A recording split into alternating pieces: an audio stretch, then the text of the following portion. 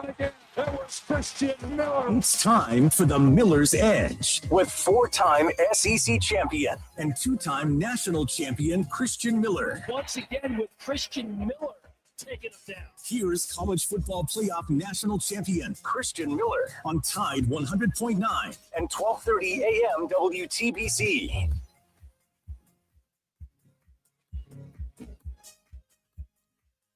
And welcome into this Talking Tuesday edition of the Miller's Edge, Tide 100.9, 1230 WTBC. Hope you guys are doing well. Hope you guys are ready for another day full of plenty of sports talk, man. It keeps on moving. Chase, as you know, we got the Combine this week, and so I'm excited. We're finally going to dive in to that conversation a little bit. It doesn't kick off until the 26th, and it will run through the weekend. But I want to go ahead and get a head start on that conversation. There's been a lot of talk regarding some guys, especially our guys, that will be attending the Combine. Ty Simpson has been a big topic of conversation there in Indianapolis at the Combine, so we'll definitely talk about that. There's been some reports come out, which is kind of interesting when you think about it, because some of the things that they're announcing, or I guess talking about, is, you know, the injuries that he dealt with, which there was a report, and I think it came from, where did it come from? I think he had spoke with someone, maybe AL.com, several weeks ago, and he detailed some of those injuries that he battled with, and maybe it didn't circulate with the NFL world just yet, but now they've kind of jumped on that train, and they're talking about all the things that he dealt with this past season and how he's back to his weight, right? Maybe that was a new detail that was added. So we'll talk about some of those things that have been coming up. I know, I think Tom Pelissero did a report on some of that stuff, but I definitely want to dive into that conversation. Ty's looking to solidify himself as a first round. The reason I say solidify himself is because there's definitely some talk. His camp said it, that they got nothing but first round grades. Others said they didn't have grades that high just yet.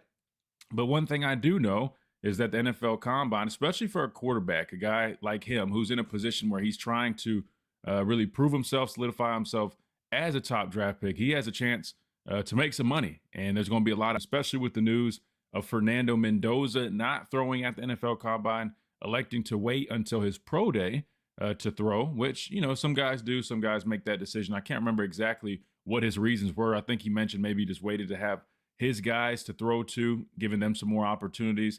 I don't know. But when you are kind of the, I guess, suggested number one draft pick, sometimes you get a little bit of more leniency. But I think Ty Simpson, man, definitely the right decision. As long as he's healthy at this point, which I'm assuming he is, I think it's a great opportunity for him to go out there, show what he can do.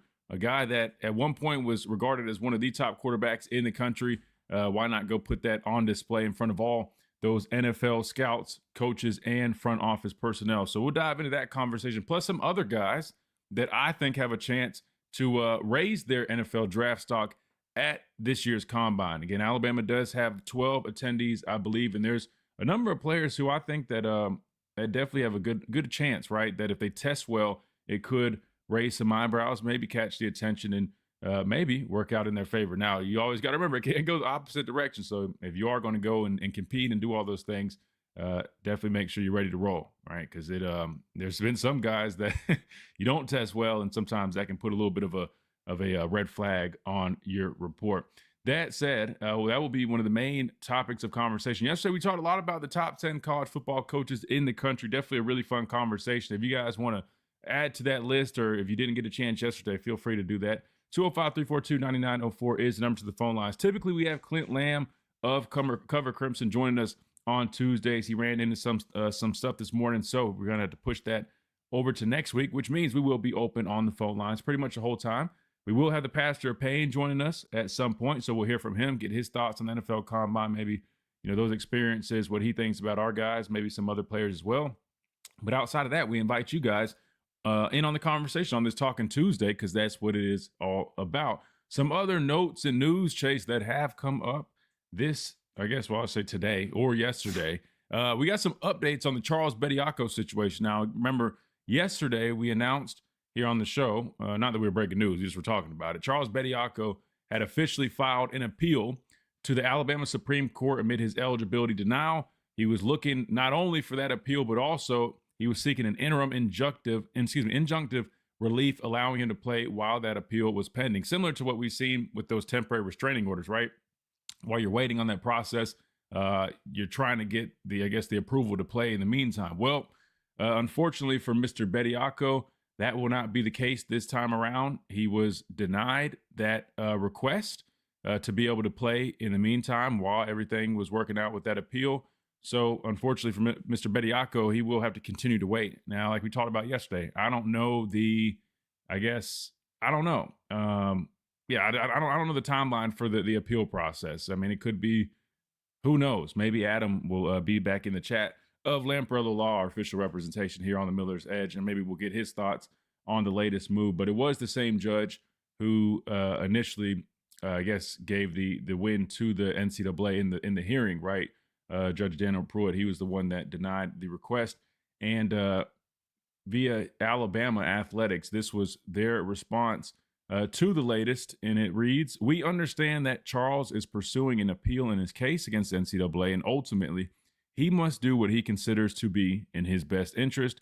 The university continues to support Charles as he works toward completing his degree." So I wouldn't say it necessarily sounds like they're distancing themselves at this moment, but it does kind of, at least to me, Chase, the tone kind of, I don't know, just has the feel that they're kind of at this point saying, hey, we understand he's trying to do what he can do, but we got to continue in the direction that we're going. And to be fair, they've been winning since he had been ruled, I guess, ineligible, or he didn't get his injunction with the first hearing. So interesting stuff. That's the latest on it. We'll keep you guys updated as more things come out. But as of right now, Mr. Bediako cannot play for the Alabama Crimson Tide. Now, if the appeal goes through, we'll see. But I'll be honest, just like we heard from Adam yesterday, I don't know if it's looking too good for Mr. Bediako, Chase. I don't know if he has any more college basketball left in him, which if he doesn't, hey, he got to come back and suit back up for a few games. I wouldn't mind suiting back up for a few games. You give me a few games, man, I'll go back out there, make a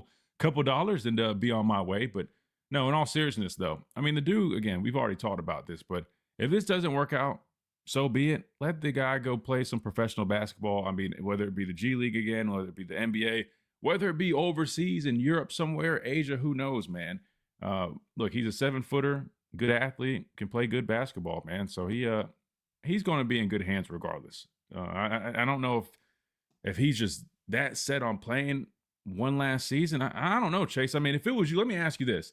I mean, if you get, I don't know, I guess denied the initial hearing, I mean, are you going to be like, if you're Charles, are you fighting to get that appeal won, or are you just kind of like, all right, we'll file the appeal just to file it, but if it happens, it happens? I mean, what do you think? What do you think his mindset is right now? Because personally, I feel like if it was me, I would just be like, all right, man, the appeal, we'll file it, just to try it. If it doesn't work, cool. I'm just turning my sights to, I guess, finishing my degree first, because that's allegedly what he's doing, but then obviously going back to go pro. What do you think?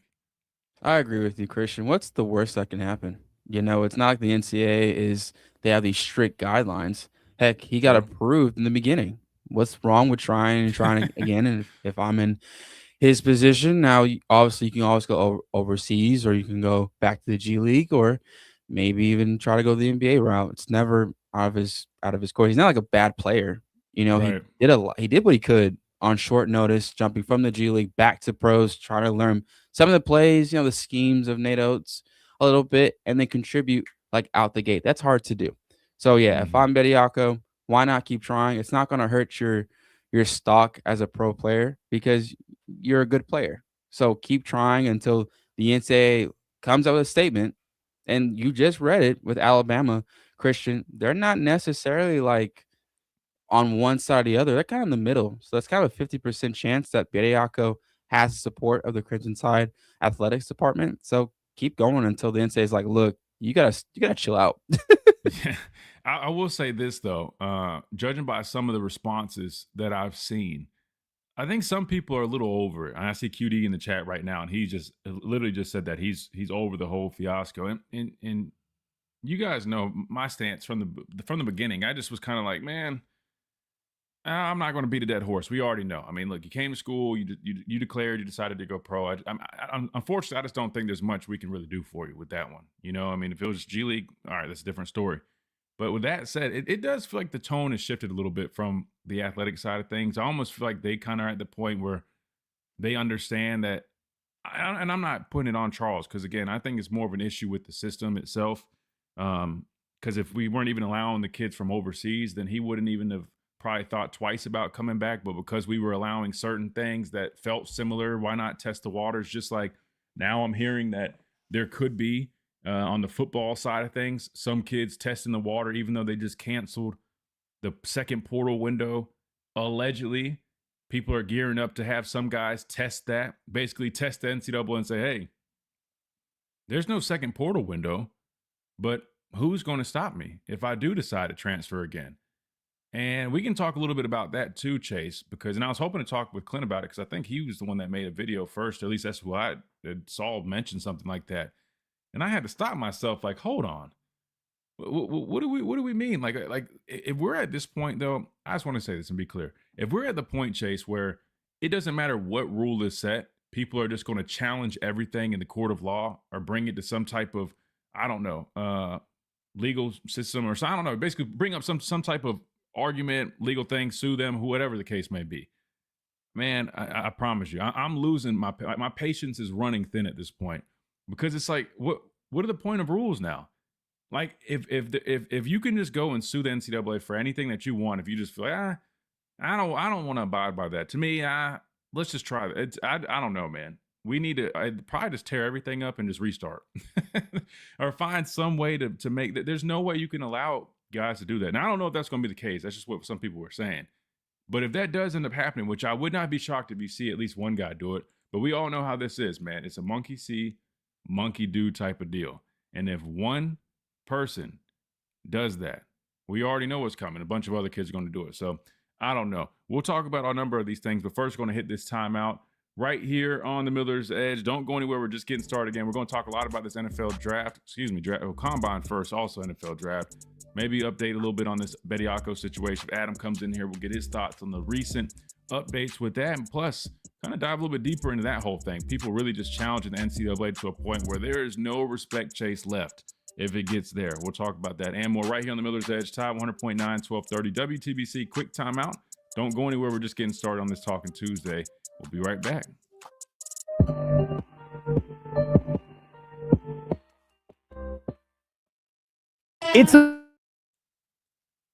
BJ, what's up?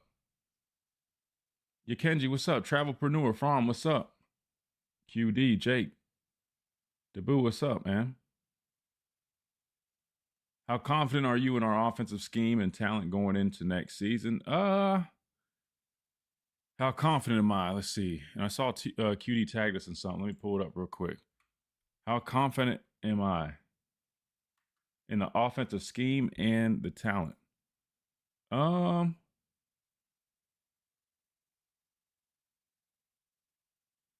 Good deal. All right, Reed, what's up, man? Reed's taking over behind the glass. What's up, Reed? Man, that's a good question. Well, let's start with the first part. You said the scheme. How confident am I in the scheme? Yeah, I kind of want to save that. That's a good question. I mean, I'll be honest with you. It's not like this scheme is just this terrible scheme that you can't have success with or you can't be productive with. I mean, we've seen them be very productive. I think it's just missing a couple of things. It just needs some tweaks. So schematically, I'm not too concerned. I mean, one of the things I really liked about DeBoer when he first got here was really just how, I mean, they do a lot, right? And unfortunately, I think it got to the point where they were probably doing a little too much offensively. I think they were putting a lot on their players. But I remember when he first got here and kind of seeing some of the stuff. Sorry, this headphone thing always messes with this mic. Okay, let me just stop before I mess things up. Let me just leave it. They do a lot. They have a lot that they can do. I just think what would probably benefit them is maybe simplifying some things. I'm not saying you go away with what you do, but I think simplifying some things would probably help out offensively. Then also, we all know the biggest one is finding a way to be more productive in the run game, becoming more balanced, which is not like they I've always said this. The problem to me is that they did too much of, they were doing too much of pretty much, instead of like mastering one or two things, like having a true identity, it was almost like they were doing way too much. That makes sense? Sorry, I was trying to find a way to elaborate on that. But I think if they could maybe say, hey, this is going to be our identity in the run game. We're not going to sit there and just do a million different things. Like, this is what we're going to try to stick to. This is what we want to do. We're going to build an identity around this. I think that would help them out tremendously. And that to me is not that hard to do. You know what I mean? Like that's almost just scaling back some. So the scheme I'm not too concerned with. Only part is just the running game. That's got to be better. I mean, I still have concerns about that, but that's more of a combination too. I just don't know if you completely fixed all the issues that you did have. Talent wise, I mean, I think the receiver position, I mean, I think you got some good players in that room. The running back room, I'll be honest with you. I mean, I'm excited to see Crowell. I mean, just from me seeing his tape, but the way people talk about him, I think I heard Greg McElroy talking about him again. Greg McElroy has been like extremely pro Alabama recently, man. Like everything, which is again good, but I almost feel like everything he's saying, I'm like, some of it, I'm like, all right, man. Like you almost are being a little bit too much of a sunshine pup, or something feels a little off coming from him. Not that I ever thought that he ever was. I never agree with people saying he hated on Alabama. I know him to be just very objective, and I just feel like some of the things he said recently, I'm like, I don't know if they feel like super objective, but they instead feel more like super leaning into like super positive, optimistic, and that just I don't know. Something seems a little weird, man. I don't know what's been going on there, but yeah. And welcome back into this Talking Tuesday edition of the Miller's Edge, tied to 100.9, 1230 WTBC. We're talking about a number of things here. At least we brought a few things up. The Bediako situation, gave you guys latest on that. He's in the appeal process, but he was hoping that he would be able to get, I guess, that temporary order to be able to play while they're in the appeal process.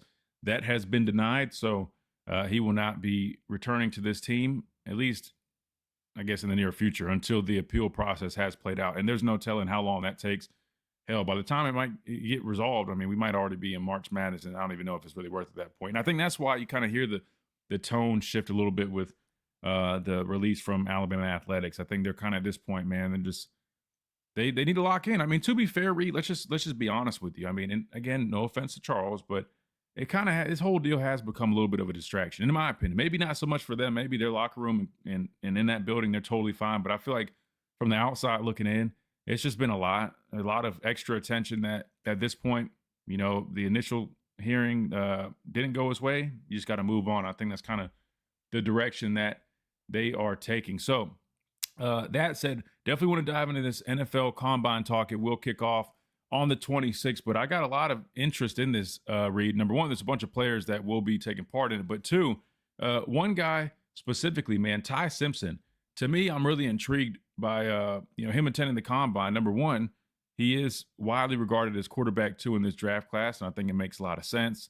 We already know why. I mean, listen, all the positives. You know, you turn on the tape, man. You go watch the Georgia game. You go watch some of these games that he had. Hell, the Oklahoma game in the playoffs was a really good game for him. I mean, started off rough, but just seeing him, I think like some of the throws he had in that game.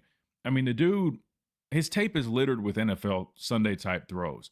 You just talk about the maturity, his ability to manage and operate the offense. I mean, he's got so many characteristics and qualities that these NFL teams are going to be salivating over. Now, there are going to be some knocks, just like everybody. Stature comes up. I'll be honest with you, Reed. You know, at this point, it just really feels like that's kind of like an age-old type deal. Ty Simpson's not small by any means. Now, I mean, Bryce Young, I got the conversation about that. Bryce Young, I'm just going to be honest, he's not a very big guy. Didn't affect him in college. I wasn't too concerned about that, in my opinion. I knew it was going to come up. It's inevitable when you're, what did Bryce Young end up being? Maybe 5'11", maybe. But even then, I mean, still just kind of a smaller bodied guy. You know, you look at other guys that aren't as tall, like a Russell Wilson. Russ is a bigger guy. He's shorter, but he's bigger. Bryce was not only short, but Bryce was pretty thin too. So I understood that. But with them mentioning that, with Ty being, you know, a little bit of a question mark, that's just an age-old thing that they always are going to bring up, because the prototype, you know, especially from the, you know, probably past few decades, 6'3" and up, bigger body guy. But we've seen in recent years a lot more quarterbacks now were 6'1", 6'2", maybe even see guys shorter than that are just good players that can spin it, man. and they seem to do just fine. And Ty, to me, I mean, Ty is at least 6'1". I don't see Ty measuring in any shorter than 6'1". I would assume probably 6'1" and some change. I know he's listed maybe as like 6'2", but I would give him probably 6'1" and some change. We'll get some official numbers here soon, but that to me is not a problem. The other knock they're probably going to bring up is, 1 year as a starter. That's very fair. I mean, if you do look at the history of quarterbacks with limited starting experience in college, they don't always have the best track record, which is true, something to consider. But that doesn't mean it's going to be the case for everybody, but that is a question that a lot of folks have. That said, I think he has a chance, Reed, to really solidify himself as a top draft pick. Fernando Mendoza, he's not going to be throwing at the combine. So to me, all the attention, I mean, it's definitely going to be on other players, but a lot of that attention is going to turn over to Ty Simpson. And people want to see how he looks. And I think he's going to crush it. Ty, in my opinion, is one of the, better pure throwers of the football. He throws a great ball, and we know how accurate he can be. I know he struggled a little bit with the deep ball. That's going to be something interesting. I imagine he's been working on that, very consistently this offseason, because that's probably something, listen, we see that drill all the time during the combine when they start, routes on air, they're hitting those receivers, and there's a period where they start, really letting it loose. The guys with the cannon, that's their period to shine. For Ty, we'll have to see, that's going to be, I think if he can excel on that one, that will help kind of maybe ease a little bit of the concerns with his arm strength. But nonetheless, I think he's got an opportunity to make himself some money. And I personally think if he throws well at this combine coming up in a few days, I think there's a good chance that he can solidify himself as a first-round draft pick. I know other people still are kind of on the fence on whether he's going to be a first-rounder or not. But I think when you combine team needs with the number of teams that are going to be looking for a quarterback, Fernando Mendoza, we already know he's the clear number one. I think there's a little bit of a separation. There's a lot of people, including former quarterbacks, that are really high on Ty Simpson. I think if he has a good combine, he should be able to solidify himself in that first-round conversation. Speaking of former quarterbacks being high on Ty Simpson, let's hear from Chase Daniel, former NFL quarterback, now doing a lot of good stuff with his podcast and the media space. I think he does a lot of breakdowns and things like that. But he's really high on Ty Simpson. And let's hear what Chase Daniels has to say about Ty Simpson leading up to the NFL Combine. Yeah, I think there's no doubt that Ty Simpson's a first-round Well, let me first, I guess we need to get the audio playing. quarterback, and you're going to have two. Reed, can you hear that audio when I play that? Yes, sir. I can. Yeah, okay. I don't know why I can't hear it, but I'll play it for you guys. Here's Chase Daniel. Yeah, I think there's no doubt that Ty Simpson's a first-round quarterback, and you're going to have two guys go in the first round. It'll be Mendoza at one, and it'll be Ty Simpson. That's when the intrigue for me starts going. Is like, where does he go in the first round? How high does he go? Does a team know that really it's Mendoza? And then to me, it's like the next level down is Simpson, and then to me, so far, it's a pretty big drop to that third tier of quarterbacks. Before he got hurt, he was the best quarterback in the country. He was the best quarterback in the country in terms of just about everything: ball placement, accuracy, throwing on time. I mean, he was rolling. It was really impressive because Alabama was like, man, they finally got like a legitimate, like a first surefire. And then he got hurt, and that played into it. The one thing that he does, he's got a strong arm. He's extremely accurate. He's extremely in command. It's just, how do people see and perceive him around the league? Like, if you're a first round pick, man, you're a starter. Like, you're starting. Yeah. There you go. That was Chase Daniel and his thoughts on Ty Simpson. The only thing I will say is arm strength for me, I think, is a little bit more of a question mark, given, he struggled to really push the football down the field and connect with his guys. But outside of that, man, we know the accuracy's there. I mean, he's a really smart young man. I think he's going to do well, and I think that will help solidify him. Reed, what do you think, man? Do you think if Ty has a good combine? Now, I know we still got after that. You have a number of things that also come up. You've got Pro Day, which is a big one, but you also have meetings, and as a quarterback, these teams are going to want to test you. They're going to have him on the board. They're going to break down tape together. They want to see what he's got between the ears. That's going to be big. Even at the combine, man, for me, that was one of the most stressful and annoying things that you had to endure. Besides the medical, which it sounds like they're going to be, prodding all over him at the combine. I'll explain in a second how all this stuff works.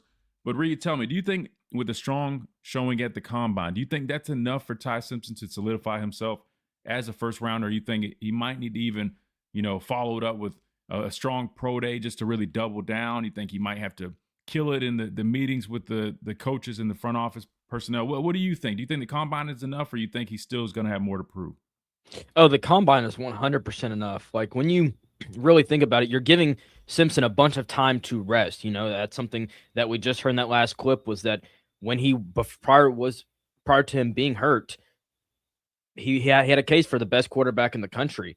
And so with him actually getting some rest and teams now scouting him saying, hey, maybe still not 100%, right? But credit, he's got more rest than he did the entirety of the season. Let's see what he's capable of. And I think a lot of questions are going to be answered.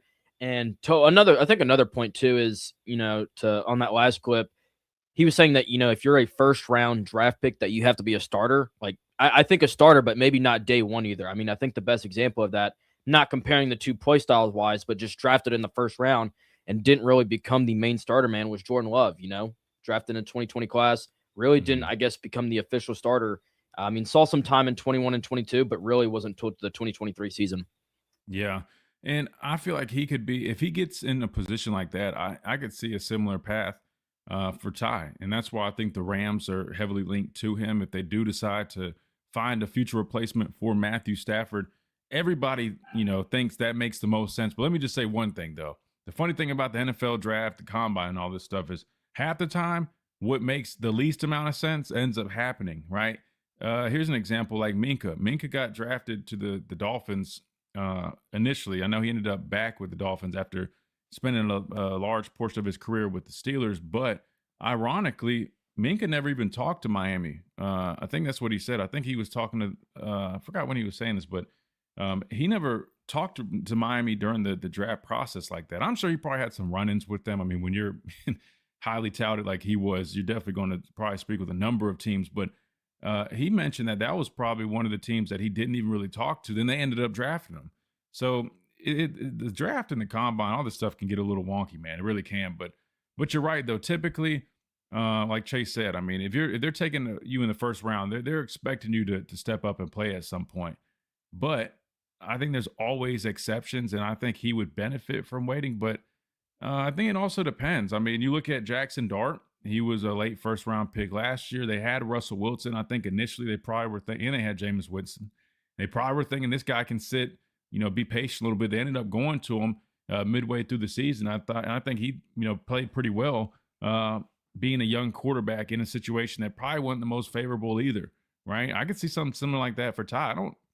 I don't know. I mean, I think even if you give him half the season to kind of get acclimated a little bit, probably be in a little bit better of a spot depending on what's around him and who he's working with. But who knows? But yeah, we'll keep talking about this conversation. We'll get my dad's thoughts on it a little bit when he joins.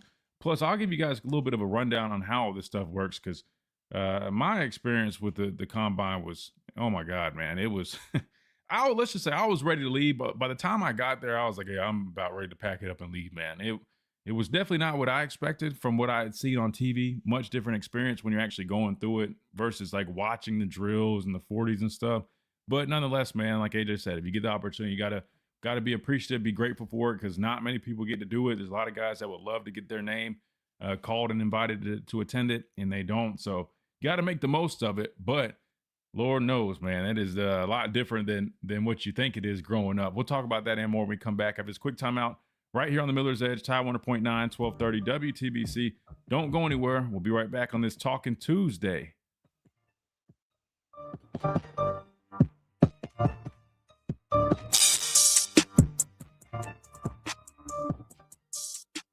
Charles From says, is there a list of who's coming to the combine? When you say that, what do you mean? What do you mean by who's coming? You mean like players that are attending, or? And y'all are quiet in the chat today, man. Y'all still tired? I was this month is just, I felt tired this month too. I don't know if it's like the weather being different. Like it went from being warm last week and it dropped to being cold.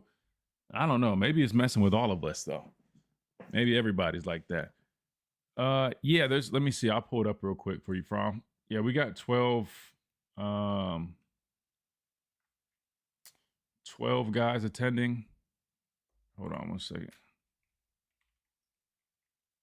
I probably could just list them, but I'll just pull it up.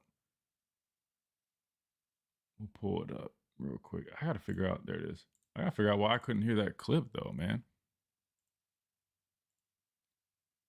Good news is y'all heard it. Let me see.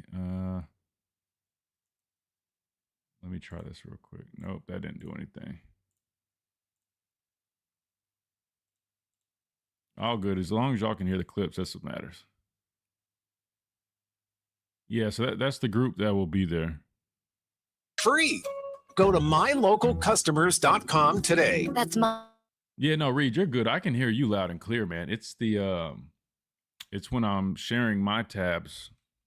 For some reason, I'm not hearing, or at least Twitter I wasn't hearing. Let me try a YouTube video. Let's see if we can hear YouTube video.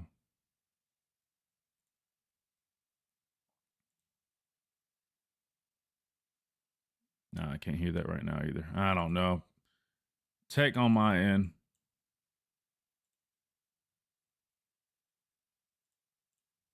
I swear, man. Technology, it's the greatest thing and the worst thing, like at the same time. It's like it's great when it works, but I feel like more times than not, there's always some. Wait, Jaisha posted a story that has all the names.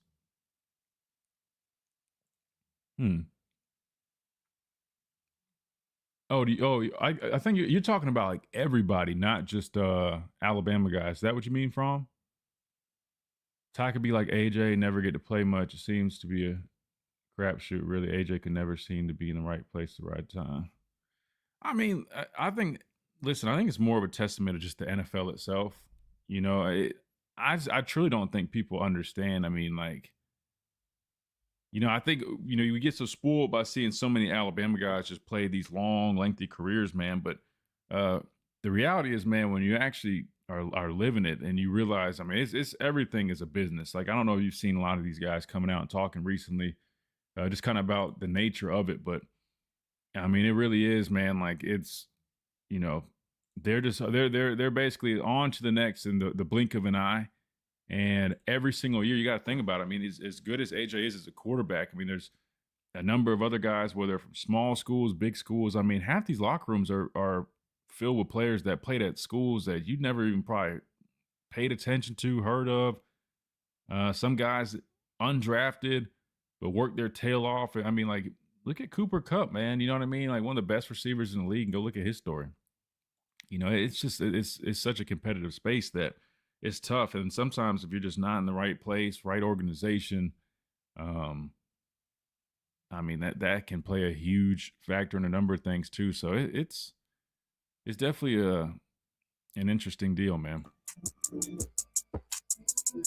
And welcome back into this Talking Tuesday edition of the Miller's Edge, Top 100.9, 1230 WTBC. We're talking NFL Combine kicking off in a couple of days, but we're getting a head start. There's been a lot of talk about our guy, Ty Simpson, former Alabama quarterback, and how he's healthy now, Reed. And, you know, we heard about his injuries and the things that he was dealing with, but now it's coming back up with him about to, take the field shortly. I don't know when I got to look up the schedule when the quarterbacks do their thing, but, you know, they've been mentioning some of the things that he was dealing with during the season. And matter of fact, let's just go ahead and play it because Tom Pelissero, who is one of these draft, I guess, analysts, he talked about this. He talked about Ty Simpson, some of the things that he was dealing with and where he's at now. So let's hear the latest on Ty Simpson heading into the draft. Well, Sherry, you know we always talk a lot about the quarterbacks in this setting. And while we will not see Fernando Mendoza throwing on the field, the presumptive number one pick has already said he's going to wait until his pro day. We will see the consensus QB2, Ty Simpson, out of Alabama, who's got a real opportunity to solidify his status this week as a first-round draft pick. Now, for Simpson, the knocks on him are going to be he was only a one-year starter. The numbers tailed off later in the season. He doesn't necessarily have the biggest frame, but consider some of the ancillary factors, even setting aside the protection issues that Alabama had, some of the drops by the wide receivers. He also was dealing with a severe case of gastritis toward the tail end of the season, was weighing in the 190s by the time they got to the Rose Bowl. I'm told he's now back up to 215. He is going to look the part. And all the scouts I've talked to have said in this type of session, Ty Simpson really should stand out and be able to help himself. Who exactly is going to take him? in round one. Remember, there's a couple of teams with multiple first-round draft picks. The Jets are one. The Rams, even with Matthew Stafford, are one, but needing a long-term plan. Those are a couple of the teams that potentially could be of interest, not just in the first round, but in the top half of the first round. A lot of the other top prospects also are going to work out here in Indianapolis, including Ohio State linebacker Sonny Styles. If there is one player in this setting, in these drills and the testing portions that is going to blow people away, I would say that it might be. All right, so that was the latest with Ty Simpson, and in terms of where he's at now, health-wise, back up to his original weight. And maybe that was one thing we didn't necessarily know. I know the report when Ty was speaking with AL.com a few weeks ago, he mentioned a lot of those things that he was dealing with, those ailments and those injuries. I know a lot of people. It kind of brought up a question that, at least this is what I saw, Reed. Sorry, I had to make that video small, just knowing how YouTube is, man.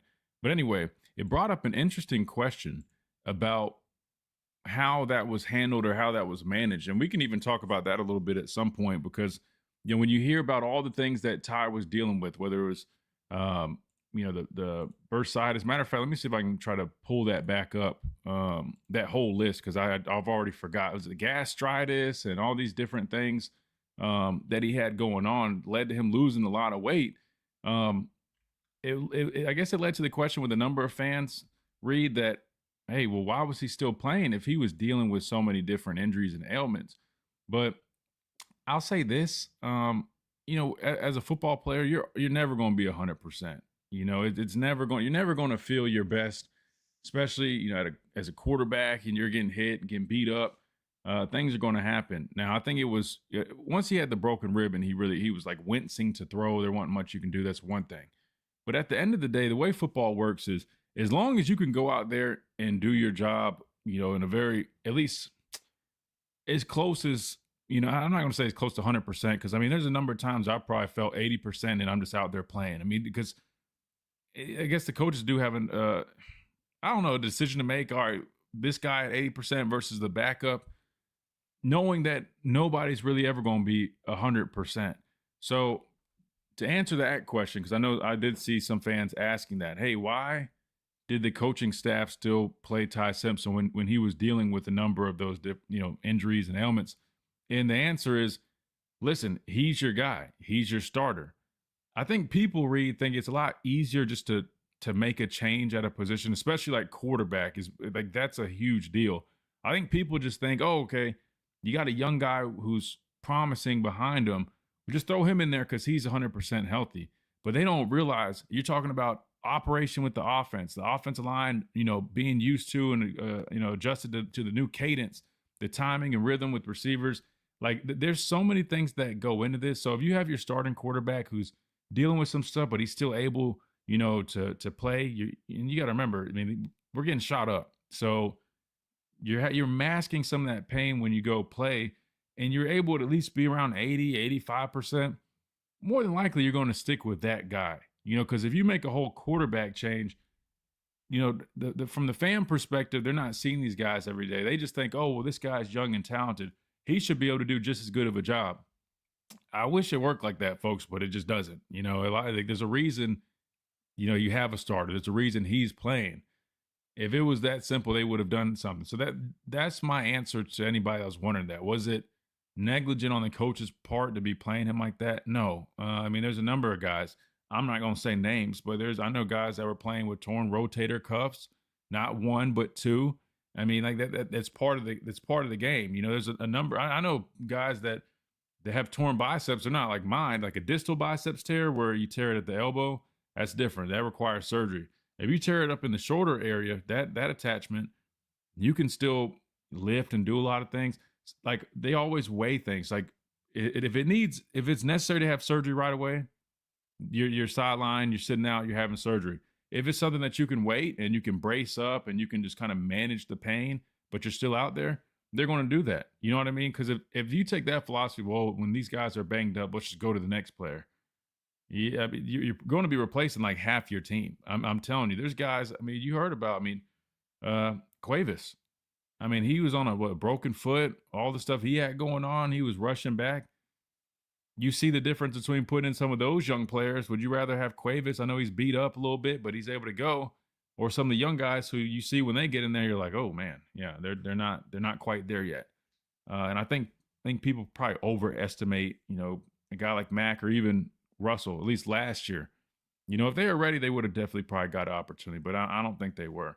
Reed, you have any thoughts on that? Because I've seen that come up a lot, and now that the news of Ty and those injuries have been brought to light again, do you feel like the coaching staff should have at least considered making a change, or do you think, they probably knew what they were doing, letting him play as long as he was able to go?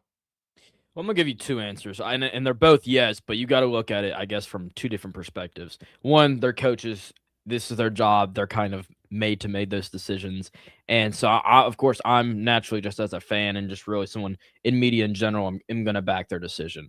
But also to the point that you made of it's not that easy as people may have perceived. I think at least Bama fans historically look at the whole Jalen Tua situation, which that situation alone it is not like that's not an every time occurrence. That was I feel like a specific instance that ended up working out in our favor, but that's not going to be every time. We can't just kind of rely on, well, if this guy is not, 100%, because like you said, and that really goes for all levels of football, really just from high school all the way to, NFL. You're never going to be 100% during the season. And so you can't just, because a guy's not 100%.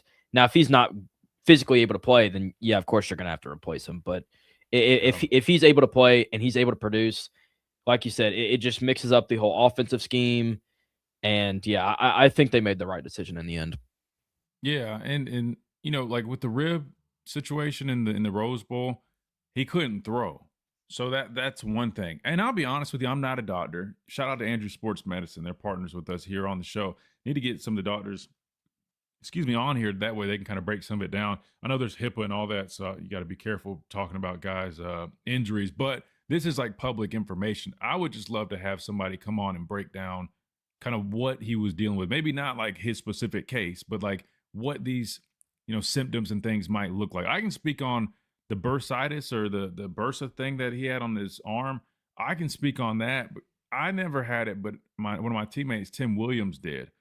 And when I tell you his elbow was the size, it looked like somebody implanted, and I'm not exaggerating, like a softball in his elbow. Like literally, like on his elbow, it looked like there was like a softball in his arm. It was the craziest thing because it's like called a bursa sac. My brother had it at one point too when he was playing basketball. But the inflammation just grows and grows, and the swelling just gets so big. Dealing with that as a quarterback, I'm not gonna lie to you, that clearly seems like it could be a problem, especially if it's on your throwing arm. I don't know if they specified that. I remember Ty was wearing a sleeve a lot, and I want to say it was on his right arm. So I imagine it probably was on his throwing arm. However, I don't think it was to the extent of like how my brother's was or Tim Williams, how his was, because those were like, I mean, like you guys would probably see their arms and be like, oh my God, are you okay? I feel like Ty's, you didn't really see it get that big, so they probably did a really good job managing it. I don't know if it's just different now, because with Tim's, I feel like they were trying to do as much as they could, but his arm just kept getting like bigger and bigger. Probably just because when you just keep using it, not giving it time off, I mean, your tendons and ligaments and things, they get kind of ticked off when you don't let them rest. But gastritis, now I'm not a doctor, I'm just reading this because I was curious. They said this was one of the main culprits of him losing so much weight. It sounded like he dropped like 20 plus pounds, but it says symptoms of gastritis: gnawing or burning, aches or pain called indigestion in your upper belly. This feeling may become either worse or better after eating, nausea, vomiting, and a feeling of fullness in your upper abdomen after eating. So it sounds really just like, bad inflammation, right, in your stomach. Not trying to downplay it, but I just was curious when they're saying like a severe case of gastritis. So I'm assuming that was affecting his ability to eat, and maybe that's why he was losing weight. I just wanted to look more into it because I wasn't 100% sure exactly what it all came with gastritis, but he was dealing with that, the bursitis. We know about the fractured rib that came in the Rose Bowl, but I want to say he was already dealing with something else before that maybe, and that was just kind of like the breaking point, no pun intended. So he definitely was beat up, but again, and not downplaying his stuff, but if you guys knew about all the injuries that a lot of guys played through or have played through, man, it's kind of part of it. Matter of fact, me and all of our teammates, we joke around about it. Listen, our athletic training staff is the best in the country for a reason, but we used to joke around about it. If we didn't have a broken neck, I mean, like literally in a wheelchair or something, like we were going to be practicing. Like we used to joke about that. We knew sprained ankle, your ass is at practice, right? You pull something, yeah, at practice. I mean, you're going to be at practice. We're playing and practicing through everything. You know, we joke about that to this day. But, you know, we didn't have a choice. We needed to be out there, right? I mean, they always say this, your best ability is availability. If you're not available, it doesn't matter.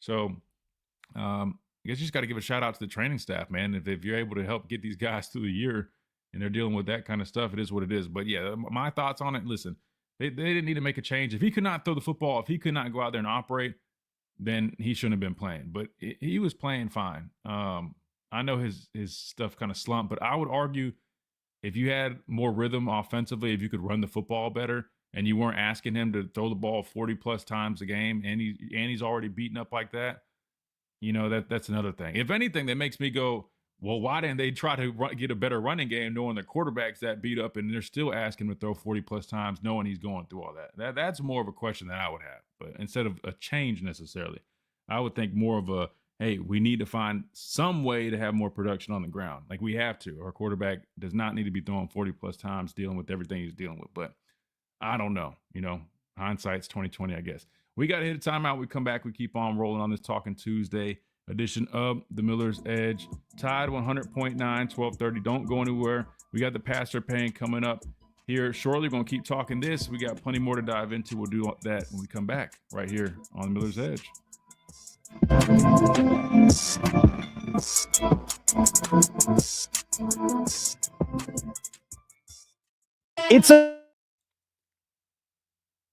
Don't want this offense to be predictable on certain down and distances. For sure. Nick, what's up, man? Who is that? Is that Senio? Y'all changed the name, Senio? I recognize the picture, but it looks like you changed the name. Would have been a nice matchup. Blake Barnett made it easy for Saban to turn to Hurts. I was at the game. He was shook. I mean, I think Blake gets a little too much flack on that one, man. I really do. I think Blake. I mean, now you got to think that was his first start as a young player. Blake was he a redshirt freshman that year? I mean, a redshirt freshman.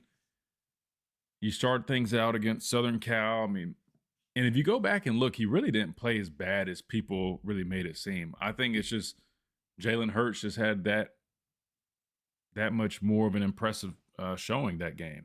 And I think it just goes to show you when you talk about all the stuff about all the whole arguments about Milroe or any of these guys that have more of a dual threat ability to their game. I mean, Coach Saban clearly saw that. I mean, this was a young guy that Jalen was not the most polished passer. He was definitely, you know, he could throw the ball. We know that. You know, his bigger issue was more so just keeping his eyes downfield and not just always taking off and running. But the fact was, I mean, Coach Saban knew that was something that you could definitely, you know, take advantage of and would cause a lot of issues for other defenses. And I think that just really separated them. And sometimes it works like that, you know, in football or any sport. You know, you get passed up by, you know, another player, younger player like that. It's sometimes hard to really get your job back, and that's kind of what happens, especially as a quarterback. There's no, you know, rotating or anything like that. You only got one starter, so Blake just wasn't mobile, and our O-line was so bad they had to go to Hurts. Let me think. 2016, who was our offense line? I wouldn't say our offense line was so bad. 2016, I want to say, was that Jonah Williams' freshman year? 5-star tackle out of California he's a good player. Cam Robinson was still here in 2016. I don't think we had a bad offense line. I don't know. Wait, hold on now. Hold on, Zach. I don't know about that one, man. Hold on. Ross Pierschbacher. Lester Cotton, maybe. I don't think we had a bad offensive line, brother. And we had a pretty damn good running game that year, if I'm not mistaken. Let me see. This from 2016? What year is this? Doesn't say.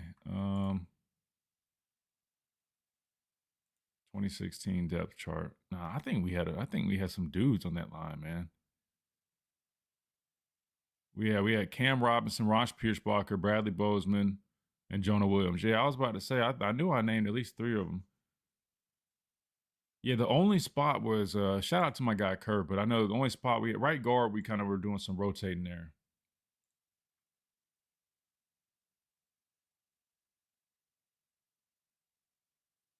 It was what that year?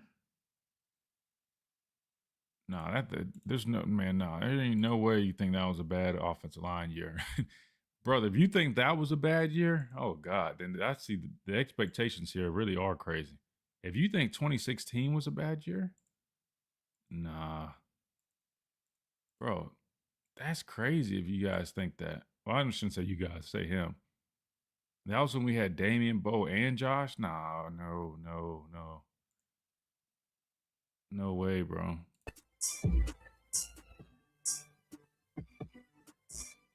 And welcome back into this Talking Tuesday. This is the Miller's Edge, time 100.9, 1230 WTBC. Talking NFL Combine, seeing which guys we think can raise their draft stock a little bit this week out in Indy. We've been talking a lot about Ty Simpson, a lot of attention on him. He will be thrown at the Combine. I think he's going to have himself a good day. And if he does, man, I think it will help solidify himself as a first-round draft pick. Real quick, I meant to talk about this, and I'll hit this real quick for you at this top of the hour break. In terms of the Combine experience, man, I'll give you guys my experience. I know, Reed, you said you're curious about how this works.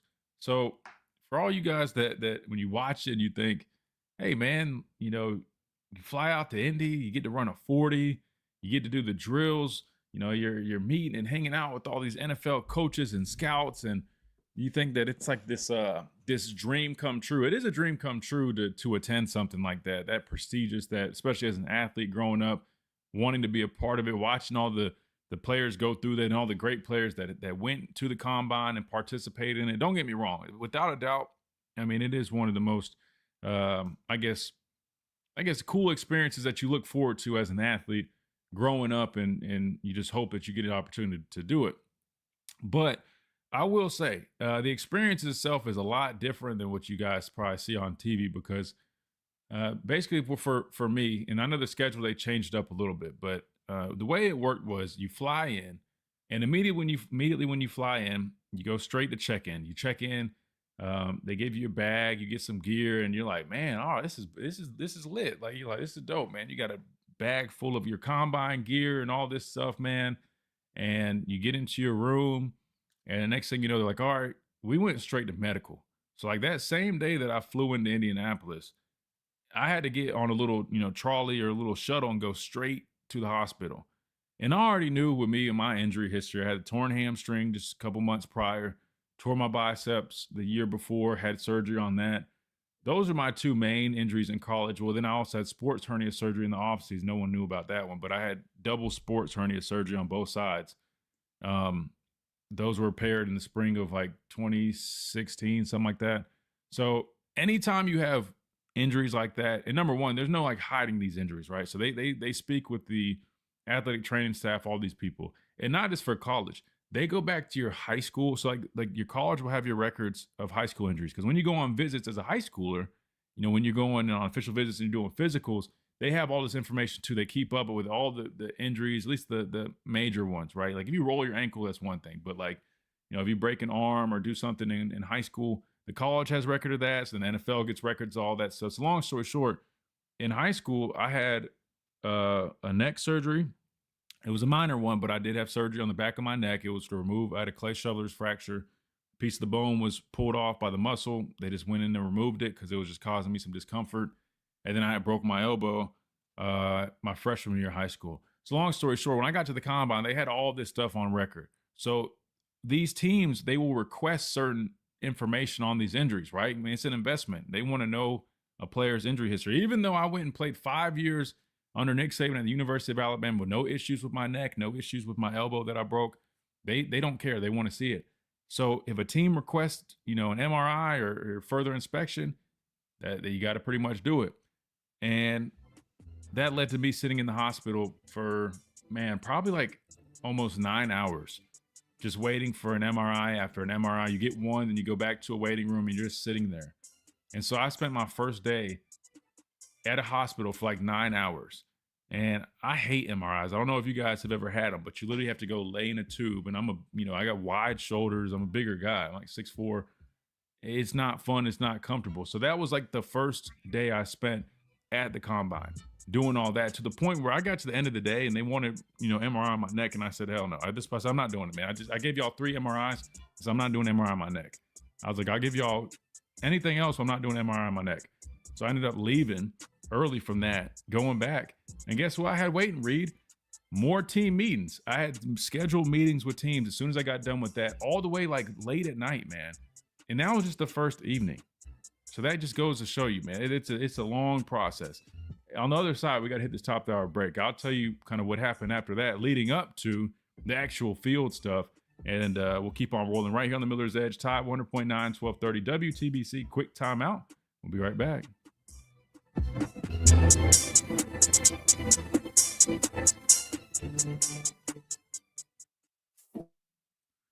Oh shoot! Look who's in here. We got Tia in here. Tia abandoned us, man.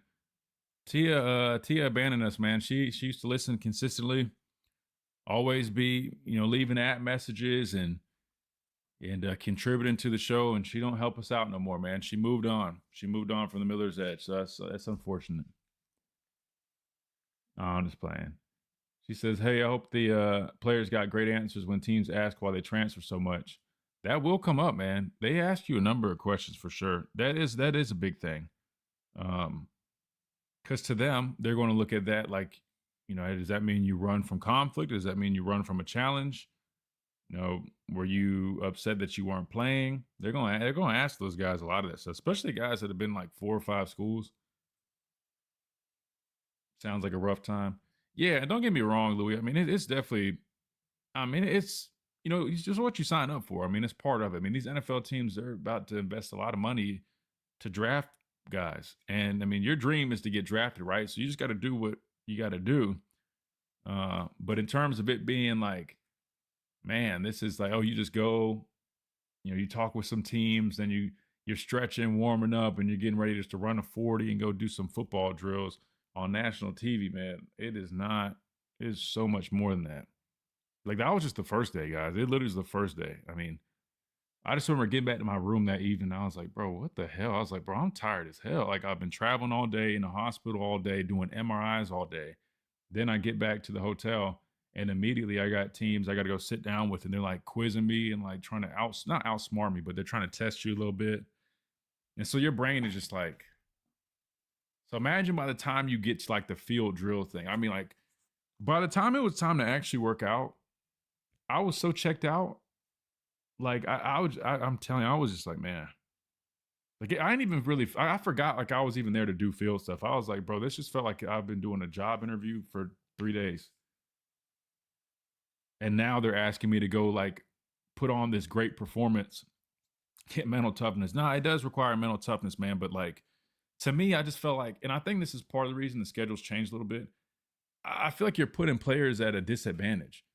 And I think what they do now, I want to say they shifted it where you do the field stuff first, maybe. I think they let the guys do the field stuff first, and then they can start doing all that other stuff. I want to say somebody mentioned that, which is probably a better move anyway. How do I think I did there overall? I did okay. I mean, the vert, I didn't run because of my hamstring, but I did the vert, I did the broad jump, and those were great. I mean, my vert was 38.5-inch vertical. I knew like my stature and stuff was going. I had like the longest arms for a linebacker there, which is good. Problem was they put me in the linebacker group because I played outside backer. They put me in the linebacker group with like the middle linebackers. So I was doing a bunch of just true linebacker drills, which I had trained for, but I was a true edge guy. I mean, I played more time in a 3-point stance. Like I should have been with the other group, but me and Josh Allen for the Jaguars, we were the only edge guys in that group. So I already was kind of like, damn, I'm at a disadvantage because I'm with dudes. I'm not with my natural position. And then coming off my hamstring, I was only probably like 75 to 80% at best.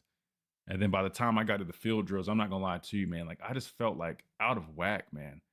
And I was hard to keep my feet. I dropped like damn near half the passes on the thing. I didn't really care about that part, but it was weird, man. But pro day though, I was much healthier, much more ready to go. I didn't have to deal with all that other nonsense. And I mean, I crushed pro day. Like pro day, I would say had an A performance. Combine, probably like C plus, B minus at best. Probably B minus if you include like measurables and all that stuff, meetings, but on the field stuff, I was probably C. And welcome back into this Talking Tuesday. This is the Miller's Edge, tied at 100.9, 1230 WTBC. We're talking NFL Combine. It's coming up this week. I'm excited. I'm sure you guys are too, man. This is always a fun time of the year. We'll keep talking about it throughout the week and with others as well. I think my dad's going to jump on here shortly. Brandon Clear, I know he wants to talk about it tomorrow for sure, so we'll definitely do that. And I've reached out to some of my teammates to see if they want to jump on and give their, I guess, experiences at the Combine. Hopefully a little bit better than mine, but I know a lot of guys I've talked to, everybody's had very similar type deals in Indy, man. It's just, it's definitely quite the task. But you guys are right, man. It's about mental toughness, man, at the end of the day. And I feel like we are well equipped for that coming from Alabama, but it's just a little bit different when I think you guys heard Ruben talk about it in that video we watched, man. In Alabama, you're in this bubble. You know, you're sheltered, you're taken care of. I mean, they make sure you are, 100% good on anything you may need, right?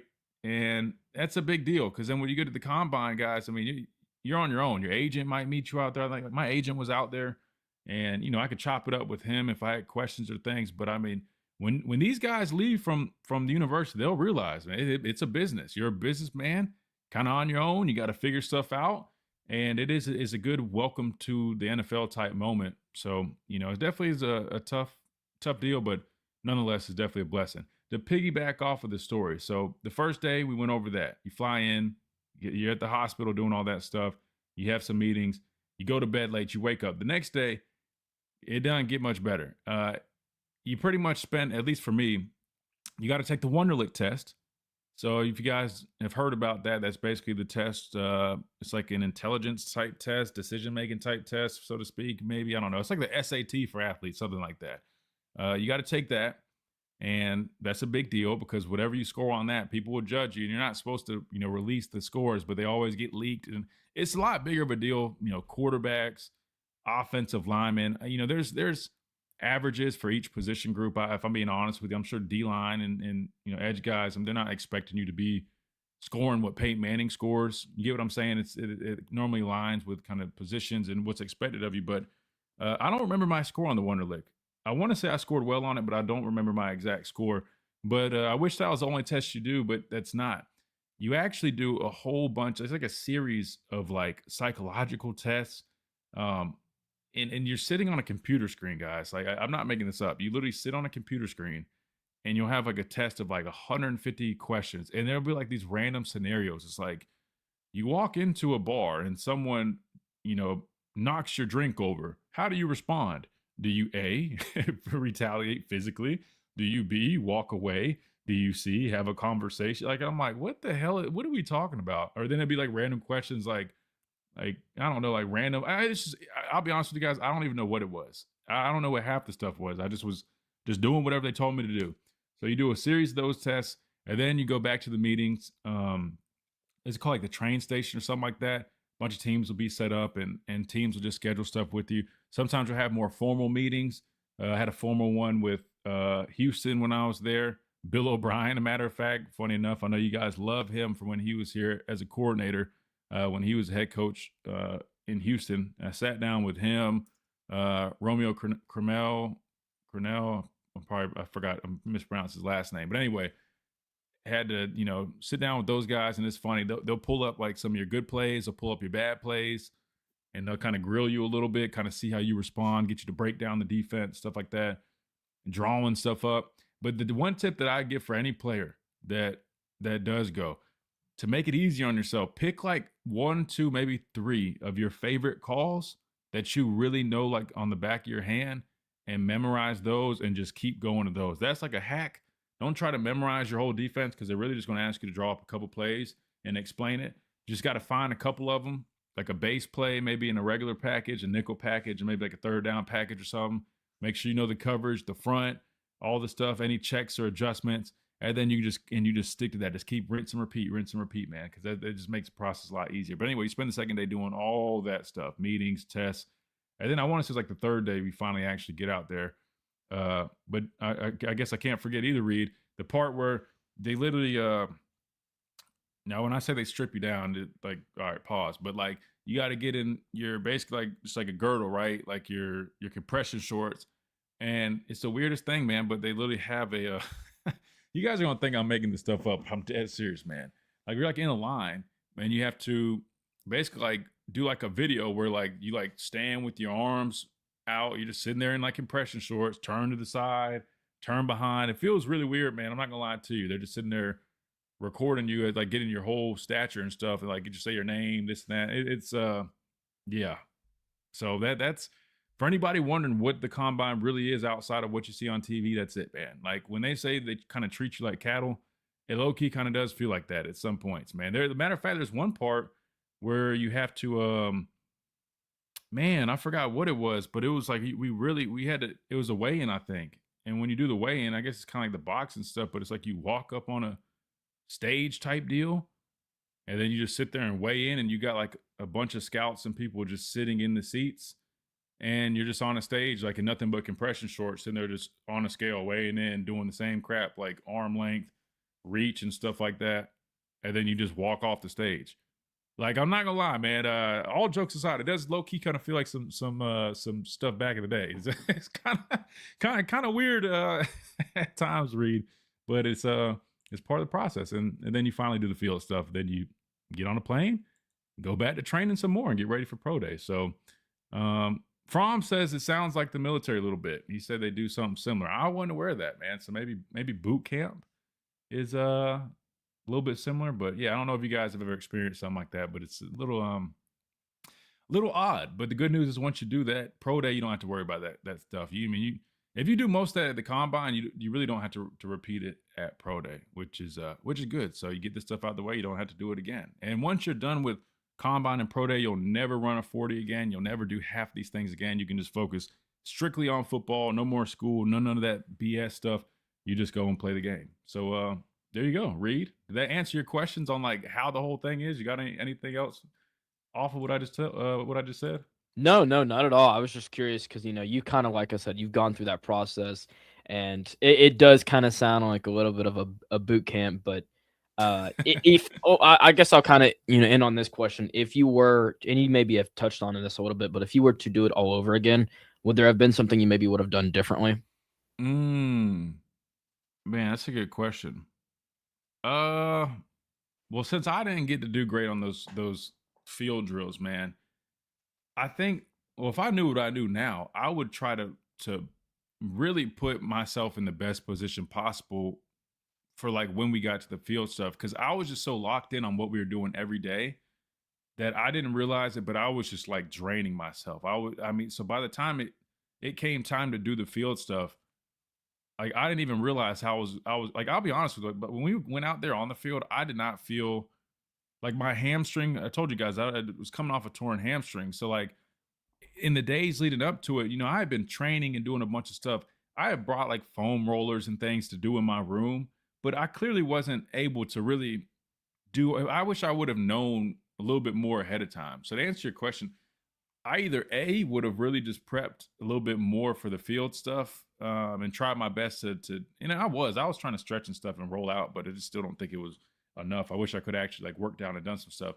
Or B, I probably would have considered maybe telling them to put me in like the actual edge group. Being with that linebacker group, man, I just was like, I don't think it was probably the best move. You know what I'm saying? Like, it could work out cool because it's like, yeah, man, this guy just went through the inside backer drills. But I knew in all reality, I wasn't going to play off ball like that. I mean, I was going to be in a 3-4 defense. And so I should have just stuck with the edge group. But I didn't choose that. They just put me there because I played Sam, and they knew that I had some versatility, and that was something that some people I think probably wanted to see how I did perform in more of an off-ball role. So I don't know. But at the end of the day, it was what it was. And I just knew, I mean, you always got pro day to fall back on. And that's pretty much what I did. I just, I geared up for pro day. I knew I didn't have my best showing at the combine. Again, it wasn't the worst, but it wasn't to my standard. And I knew at pro day, I was like, yeah, I have to really just show what I really can do. And that's what I did. And at pro day, I worked with the D-line and then I worked with the backers again. And I did great on both.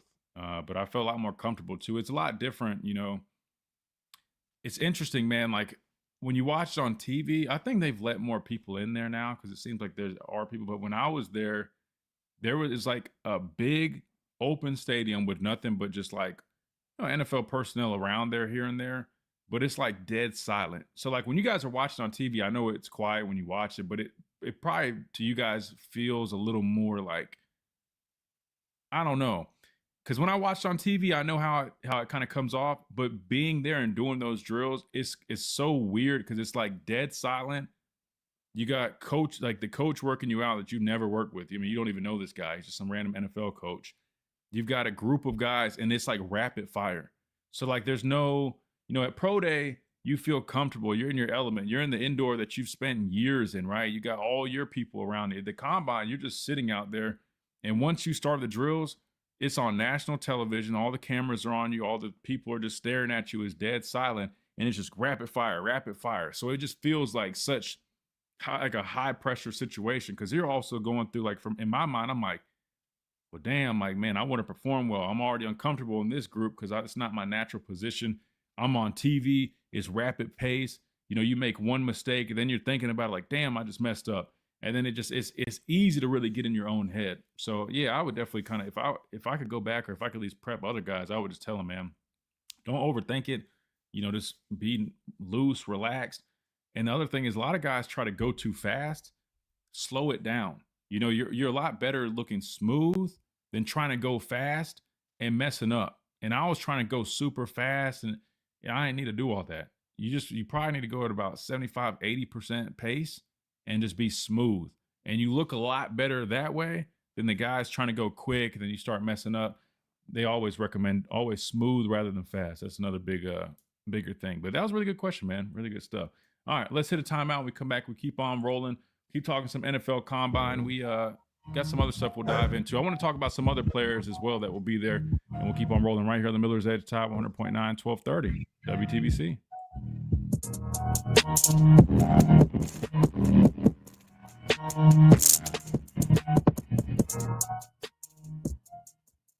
Hey, this is Richard Adams with Adams Services, your local experts. Winter is here. Trust your local experts at Adams Services to keep your heating unit running efficiently. At Adams Services, we handle all makes and models, including mini splits and zoning systems. Our experienced HVAC repair technicians are available 24/7. Call Adams Services today, 205-339-6540, or visit us at adamssvcs.com. That's adamssvcs.com. Got 6,000 people in there in that place rocking. You get the energy, you get the crowd. I think that's what makes college baseball the best of the best. That's why you come play college baseball right there. You asked for an app message. You sent one. Let me see. Let me look real quick. Definitely just like the MEPS, MEPS. Is that how you pronounce that? The acronym? When in processing in the military, basic is the workout. Never forget squatting down in my boxers doing duck walk. Then having some old man examine. Oh, okay. Yeah, that yeah, I guess that is probably, yeah, that's a good comparison, man. I guess now we didn't have to duck walk or have, well, I guess when you do the medical stuff. I skipped a part too, I forgot. Outside of being in the hospital all day, the next day, I forgot about this part. You have to do the stations. And so you do the hospital part to get all the scans. The next day is when you go from station to station, and there'll be like doctors from each team. And so there'll be shoulders, arms type station, legs, knees, whatever. Or just, or maybe it was just based off of teams, but there'd be 6, 7, 8 different stations. And you just walk from station to station. You lay on a table. They'll look, they'll say, okay, so you had this injury in 2014. How does this feel? And they'll start prodding around. They'll do different movements and see how you react. And then if they find anything that they want more information on, they'll request more examinations and more scans. So like if they're saying, hey, you had and this is probably for some like the stuff that didn't require like surgery and stuff already, but they might say, hey, we know you've had a handful of, sprained ankles. They'll kind of check your ankles out. And if they see something or they think there's something that they want to get a better look at, they'll request it. I forgot that part too. That took hours on end as well. So I think that was the second day. Dang, yeah, some military stuff's probably similar. Wait, let me pull up Tia's app message. And we got to hit Adam's super chat from yesterday that I missed. I didn't even see he left one until the show ended. So I need to pull it back up real quick. I took a picture of it just in case, but let me find Tia's app message while I do that.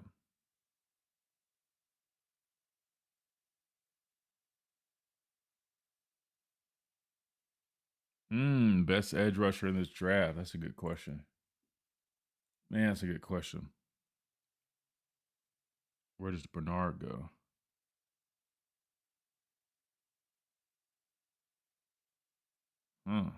That's a good question. Yeah, we'll hit this. Nights below 37. Tomorrow, partly sunny and warmer, the high 65. Thursday, a good chance of rain by afternoon, the high 69. I'm James Spann with the Alabama Weather Network on Tide 100.9. It's 47 degrees in Tuscaloosa. Roll Tide, the best sports talk, period. Your home for Alabama sports. Tide 100.9 and streaming on the Tide 100.9 app.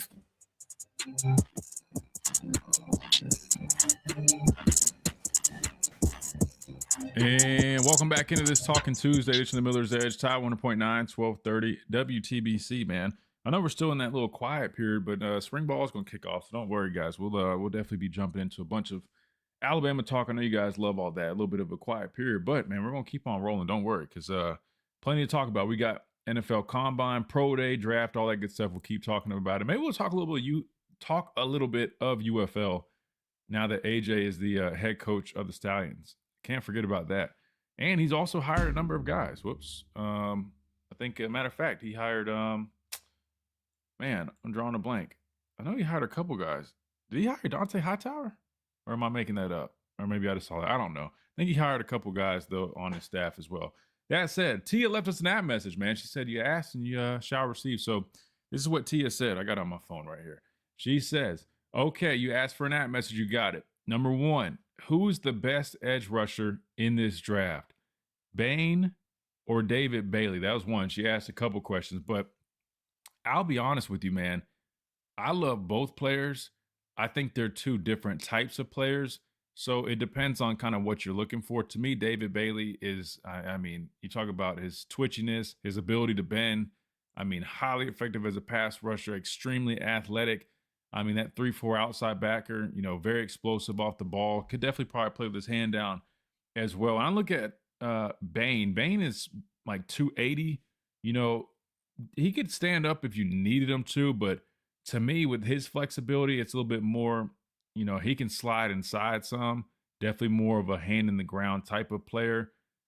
But they fall under that same edge category. But I think it depends on the scheme, really.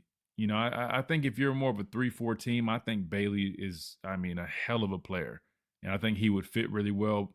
Bain you could find ways if you want to stand him up at times. Again, now that you see a lot more nickel as well, you can bump him out to that 5. But I think in other packages, you could always slide him in, let him rush from the 3. 280 pounds with that frame, but also extremely athletic like that. His ability to bend.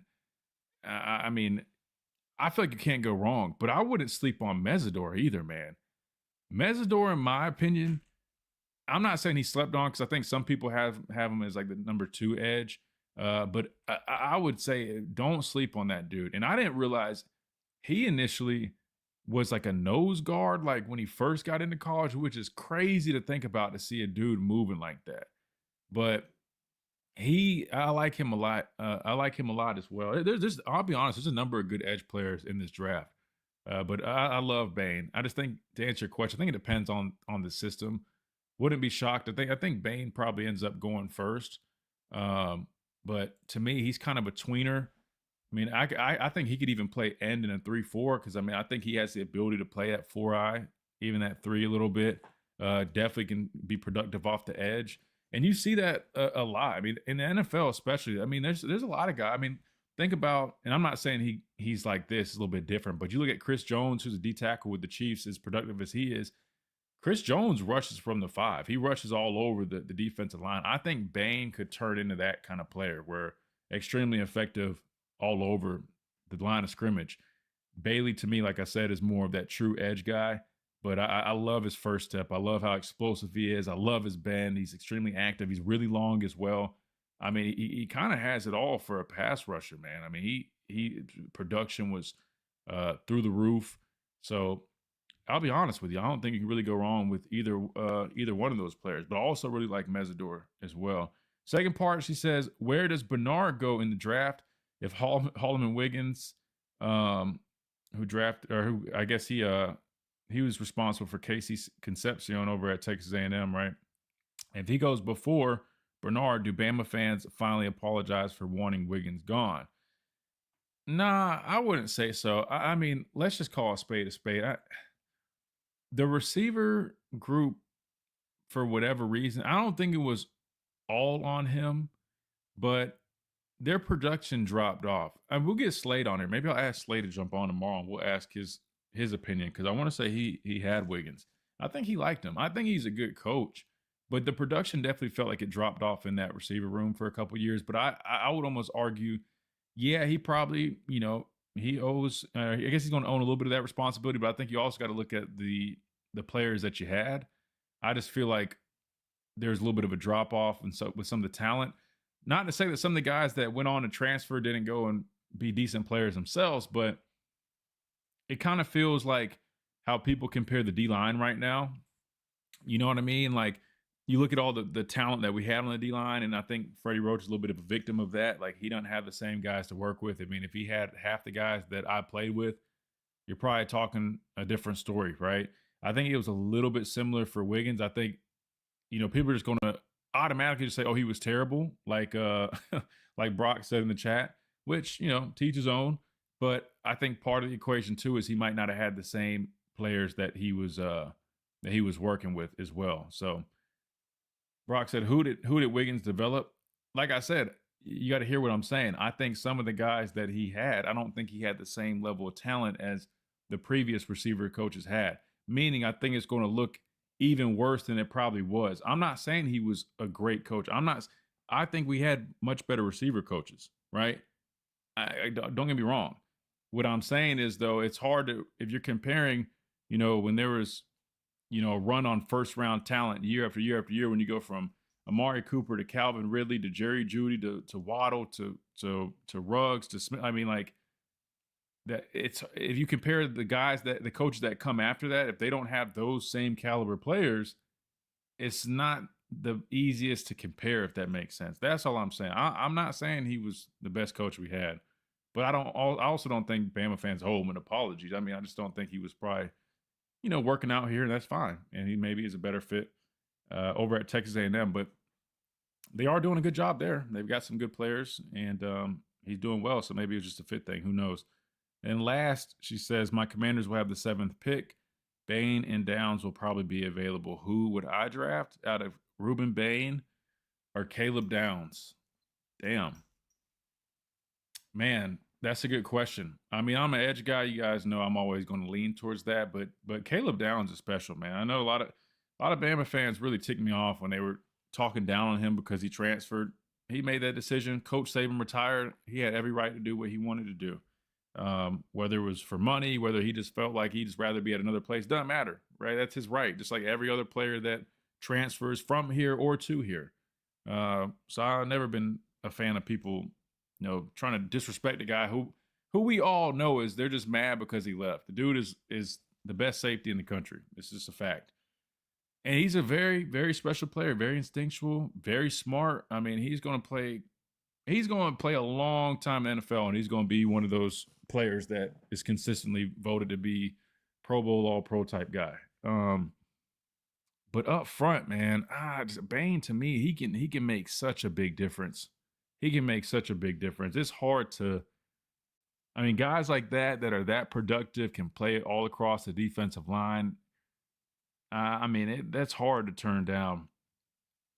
I would probably take Bain, even though Caleb Downs is super special, and I think he's going to, be one of those. He reminds me like of Minka, right? I mean, he's a special player. I would probably go with Bain just because sometimes it's hard to find guys that can do everything that Bain can do. Even though Caleb is, one of those players that position that he plays is becoming a hot commodity, like a bigger safety that can play in the box. That's a big deal, and it's a hot commodity right now in football. We're definitely seeing a trend with that. I probably would lean a little bit towards Bain, but I'll take both, man. I would take both, but I would probably lean a little bit towards Bain and hope we can find us a safety that can be productive as well. Just knowing pass rushers and guys that can affect the quarterback, man. If you have one of those guys that can take over a game, it can really be the difference. So that would be my opinion. But curious what you guys think. We got to hit a timeout. Think on it. Let me know. 205-342-9904. We're wide open if you guys want to jump in on the conversation. Now, you guys normally got to wait. There's no wait, man. You're right in line if you jump on. Right here on the Miller's Edge, Tide 100.9, 1230 WTBC. Quick timeout. We'll be right back.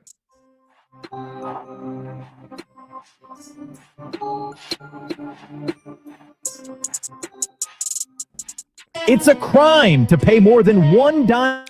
Let's see what all years was Holloman Wiggins here, or Holman Wiggins. I think I'm pronouncing his name wrong. I liked him. He's a nice dude, man. He's a nice dude. He was here. He was here longer than I thought. 2019 through 2023. Wait, hold on. Let's see. 2019. Wait, hold on. Hold on, Brock. Hold on. He was here 19 and 20. What are you talking about? Who did he develop? That means he's responsible for Smitty. Hold on, Brock. Come on, Brock. Come on, man. Wait, hold on. Let me make sure I got this right.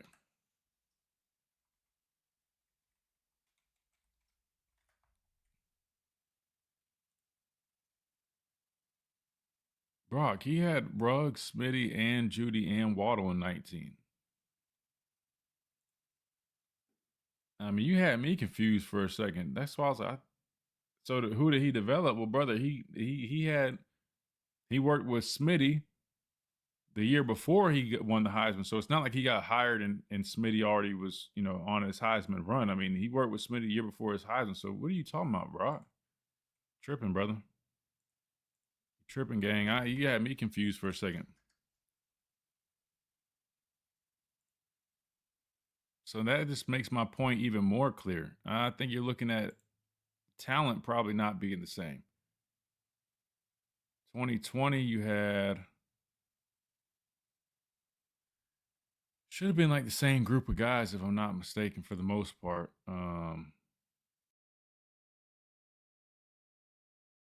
One, maybe two. Hold on. Let me pull up 2020 depth chart. 2020, you had Smitty, Waddle, Slade, and Mechie. So now when it started to dip was, I would say, well, 21, you brought in Jamison Williamson. Yeah, Brock, you tripping. You tripping, brother. Tripping. But you're right. You're talking about developing. The young guys can't say that they necessarily 21, you had Mechie, Slade, Jamison Williams, Trayshawn Holden, Ja'Cory Brooks, Ajayi Hall, Javon Baker. Javon Baker ended up being a good player. He was a good young player, but he ended up transferring. Christian Leary, JoJo Earl. But look at how many of those guys ended up leaving. I mean, now Brock changed the subject. Now Brock's talking about the running backs. Come on, Brock, man. You got to stand on that, man. You got to stand on that, bro. Yeah, you got to stand on that, man. Yeah, listen, the production definitely went down. I agree with you there. But that's what I was saying. I don't think you can just sum it up as that he's just this worst coach ever. When, bro, you can't just ignore the body of work completely. Like, as a whole, I mean, his first 2 years were really damn good years. Yeah, gang, don't try to change it just running backs now, bro. You said what you said, bro. Come on, man. You got to stand on that, man. That's what I'm saying, guys. You can't just throw every coach under the bus just because it immediately. There's a lot of factors you gotta look into. You can't just say, "Oh, well, that coach is awful." You got to look at the whole picture, man. And welcome back into this Talking Tuesday edition of the Miller's Edge. Tide 100.9, 1230 WTBC. We got to show Hallman Wiggins a little bit of love. I went back and looked it up. I didn't realize he was here 19 through 23, which means 19 and 20 he was responsible for the rideouts with Smitty for 2 years. Waddle, he had 2 years, I want to say as well. You know, Ruggs. I mean, he had some dudes. Now, it did start to drop off, but I think that was a little bit more of, you look at some of the players, little bit different caliber players, right? I mean, the JoJo Earls, the Javon Baker, who's a good player, Trayshawn Holden, Ja'Cory Brooks.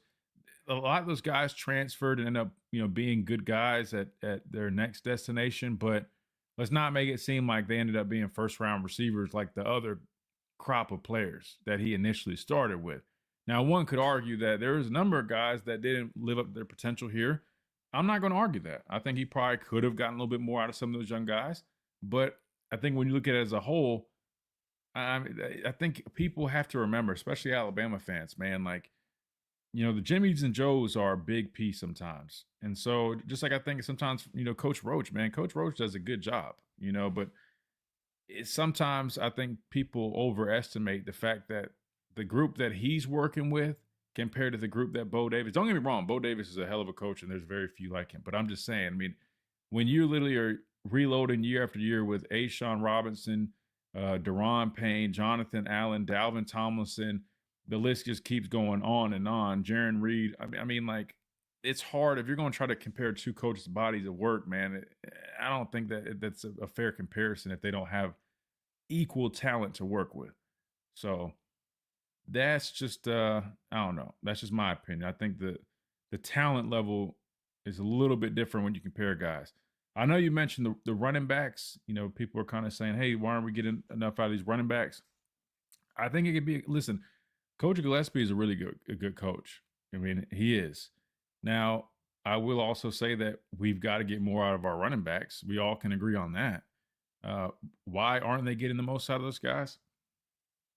I don't know. I mean, I think coaching could definitely be better, but I also think that if you look at the backs that we have, I mean, let's just look at who you have. I mean, Daniel Hill is a 240 or so pound running back, right? He doesn't necessarily play like a 240 pound back. I think he needs to run behind his pads a little bit more. I know they really like him a lot because he's athletic for being so big, but he's not going to offer you what a guy like, Josh Jacobs or one of those backs that's built a little bit more like a true 3-down back. That's not who he is. You look at Kevin Riley, really, thin frame guy, not your ideal frame for a 3-down back. He's really explosive, and to be thin, man, he's tough. He runs behind his pads. I'll give him that. But he also was young, a local guy. I know he had offers from Miami to end up coming here, but still, I'm just saying. I mean, that, that's not the same as having a Damian Harris or a Najee Harris or any of the, you know what I mean? And then you look at some of the young. I mean, who was the other guy that just transferred? Reed, remind me his name. 9. I'm drawing a blank. Talking about Richard Young? Richard Young, thank you. I mean, he had some showings initially. Was it last year before last? And, I think people were excited about him, and I'm not saying he's not going to go somewhere and pan out, but I don't think he was necessarily the player that people probably thought he was. Jan Miller was, probably your closest thing to an all-around back, but he dealt with a lot of injuries, and I think that led to him being a little inconsistent this year. Then you get to, A.K. Deere was a true freshman. So, and I'm not saying it was only last year, even the year before. I mean, there needed to be some more. But, I mean, I would argue, I mean, when you had Jam and, what's his name, that transferred to Florida State, Reed, you got to help me out, man. It's one of those days. I'm like, I got his face and his jersey. Roydell and Jam, I thought they were a pretty solid tandem. I'm not saying they were elite, but they weren't bad. I mean, I think you could have built off of that.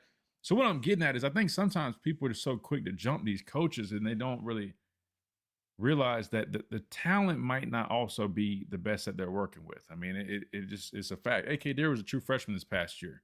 And you saw when he got into the Georgia game and SEC championship game, there's probably a reason why he didn't play as much early on. I mean, he wasn't really ready. You know, and that's not a knock on him. He's just young. He just wasn't quite there yet. And from what I know about him, I think he had a hard time kind of picking up on the offense, for a while. So that's also something you got to consider. A coach's job is to teach and to develop you, but I mean, they can't make you learn something. I mean, if you're having a hard time kind of picking something up, I mean, they can do as much as they can, but sometimes it just takes time. It's a process. And we'll see with Crowell. We'll see where he's at and how quickly we can get him up to speed. But I just think there's a little bit more of a talent gap compared to some of these other teams. And I think people kind of overlook that and they immediately just cast it all on the coaches, which I don't think that's necessarily ideal. But I get it, though. I mean, I get it. But you got to remember, those coaches see those guys every single day, so they're going to have a better idea on who is who and what guy can do what a lot better than any of us who aren't working with them consistently on an everyday basis. Real quick, not necessarily shift gears, but something that came up that I forgot to mention earlier on. Scheduling. We've been talking a little bit about this whole deal.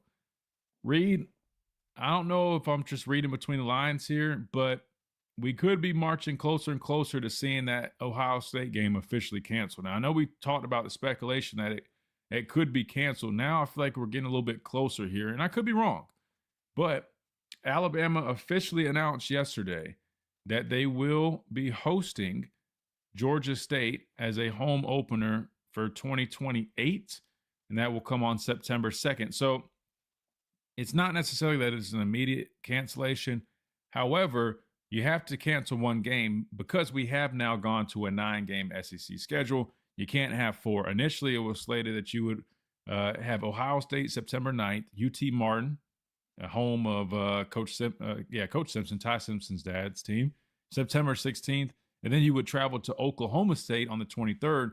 But you got to cancel one, right? So they just scheduled a 4th one. You can only have 3. Let me ask you this, Reed. Is the writing on the wall? Are we going to see the cancellation of the Ohio State game? Or do you feel like there's a chance that it might be, I don't know, one of the other games we mentioned? Because I read something else real quick. I'll throw this out there. That we're set to play like 5 away games or something like that. A lot more away games this season. So somebody was saying that could actually mean that the Oklahoma State game has a better chance of being canceled, since that would be yet another away game, since we already have a number of away games scheduled on that calendar season. What say you, Reed? Georgia State schedule now. You think that's a goodbye to Ohio State, or what do you think? My initial thoughts when I saw it, Christian, is I think it is. I truly do think it is goodbye Ohio State. And I think it's mainly because of the whole, the jump to an extra conference game, which not only makes our schedule a lot harder instead of it being, I call it a cupcake team, even though, respect to those, lower FBS teams. But, when you come inside Bryant Denny, it ain't going to be easy. I'll just keep it at that. But yeah, no, I think that game will be going. And, not to bring in from this last season, but, we saw how, technically speaking, Texas, they played Ohio State during the regular season. I always think about too, if they didn't play Ohio State, right, and they played a lower level team, of course, Digger talks about it all the time, and I kind of back him on it a little bit, is if they didn't play that team, do they get in the playoffs, and I think, I'm not saying that this is the case here, but it's almost as if, do we want to increasingly harden our schedule, even though we're already adding another conference opponent? Good question. I'll give you my answer. I would probably say, here's the hard part. It's already scheduled. I'll be the first one to tell you. And I know I said this. I'm not blaming them if they do cancel it. I don't like the look of it if we cancel it. It just, to me, it looks like you're running from the smoke. even though I don't think I think it makes total sense from a strategic standpoint, right? But I just think it just gives people another reason just to start trying to bash Alabama, which they're going to do regardless, more than likely, just because we have so much attention on us. Not saying there's some witch hunt out for us, like a lot of Bama fans believe. I don't go that far, but I do think, people are going to scrutinize moves like that because you are Alabama. Like, they expect you to be the biggest and the baddest, which I expect too, because that's kind of what I grew to know about this university when I was here. But from a strategic standpoint, and like you mentioned, you see Texas, they open things up with Ohio State. If that was a cupcake, good chance they probably made the college football playoffs. So you got to, respect them for taking on that challenge, but you also say, yeah, probably came back to bite them a little bit. And then you talk about the schedule that Alabama's already going to have in terms of a 9-game SEC schedule. Permanent opponents typically are good football teams, right? I know they just switched it over to Mississippi State instead of who do we bump out? LSU. LSU, yeah, thank you. So that's something, but still, you're expected to play some good quality teams in this conference. I wouldn't. Best way I can put it is I'm not going to be mad if they cancel it. I'll be disappointed because I know just from a fan perspective. Agreed. Man, it would be. Oh, dude, that's Ohio State, and that's at Bryant-Denny Stadium, right? That's lit, man. Like that would be amazing to start. And I guess it wouldn't be to start it, but second game of the season, you're hosting Ohio State. I would love that. It's a playoff game early September, but I also know the risks that you're running. That hey.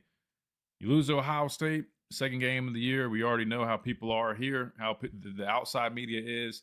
You're going to have a lot of pressure on yourselves probably throughout the rest of the year. And I want to say that full schedule pretty much is out. Hold on. But I do think you got to consider this. If you do cancel it for 28, you got to cancel the other one too because it's a home and home series. So we'll have to see. And there's no official news on that. I just felt like, man, we just were talking about that, and it does feel like it could be a step towards that. Here's the schedule as it sits now. You've got Georgia State, which they just added, Ohio State, UT Martin, on the road at Oklahoma State. Again, one of those must be canceled. And these are all out of order because we always play Auburn last.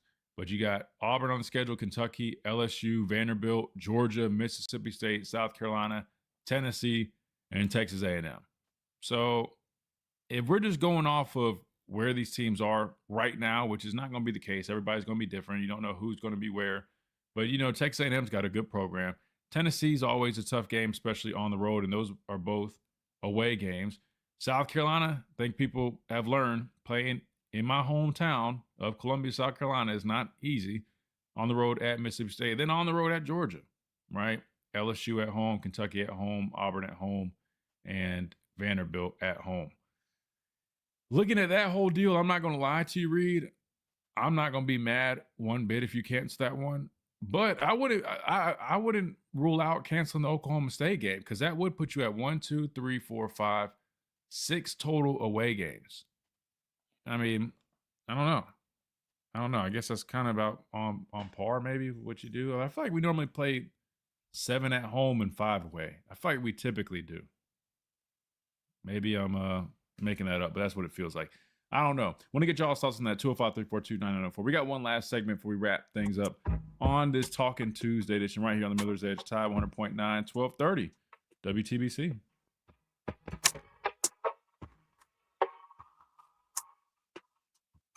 Well, good morning, kiddo. I love that you're home from college. I've missed you. Still taking your nature-made vitamins? Every day. A multivitamin and a probiotic. You better be taking yours. Still looking out for me, Mom. I'll never stop. All right.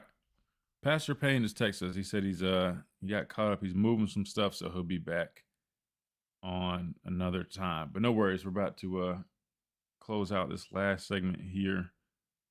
Let me pull up Adam's message from yesterday. Yeah, Reed, I don't think I asked you about the top 10 coaches deal, so it's kind of falls in line on that one. So I'll get your thoughts on this one.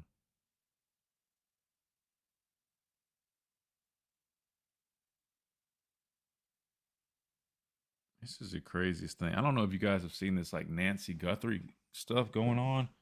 Allegedly, new updates on that, and it's just not going anywhere. That's kind of crazy, man. Oh, wait, Smitty's online? Wait, did he just get on the line or no? Did I miss that? He must have just jumped on here. Okay, all right, cool. All right, we'll go to Smitty then. I was about to say, I hope I didn't miss him. I hope he hadn't been waiting. I didn't see him on there. We're 27, I think, was when we would go to Ohio State. Yeah. 27 right now, you got Marshall at Ohio State, Florida, Mississippi State, Missouri, Tennessee, Texas. I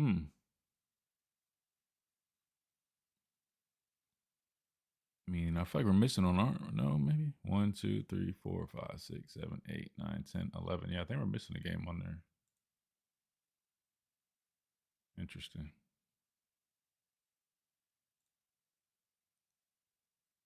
One, 2, 3, 4, 5, 6, 7, 8, 9, 10, 11, 12, 13. Yeah. Maybe they bumped that Oklahoma State back to okay, and we got George. All right, we'll try to get both of them on real quick. Don't really have an elite running back, no doubt in my mind.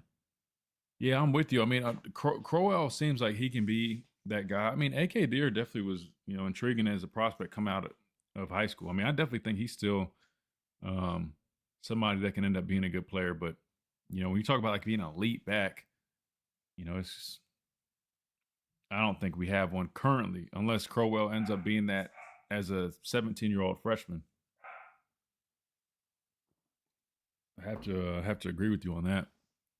Where did what's his name come from? The dude from Missouri. Hell, they had two backs that were just damn good backs. But where did he transferred from a smaller school, didn't he? I'm having a hard time with names today, man.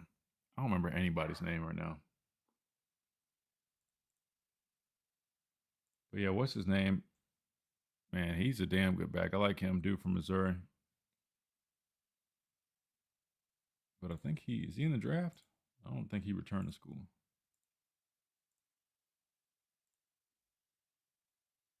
Visit Tuscaloosa.com. To qualified buyers, up to $500 in sales tax paid for Alabama and South Carolina residents only. Expires March 31st. I didn't even check the lights. Tide 100.9 Tuscaloosa weather. A warming trend begins this afternoon. The sky's sunny, the high 54. Clear tonight, not as cold as recent nights.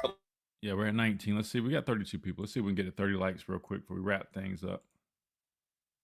69. I'm James Spann with the Alabama Weather Network on Tide 100.9. It's 45 degrees in Tuscaloosa. Want to know what's going on with the Crimson Tide? Download the Tide 100.9 app. Yeah, I'm gonna go out to a few. I'm definitely go to the scrimmages for sure, Dwight. Yeah, I'll definitely be at the scrimmages. I might go to a few of the practices too, though.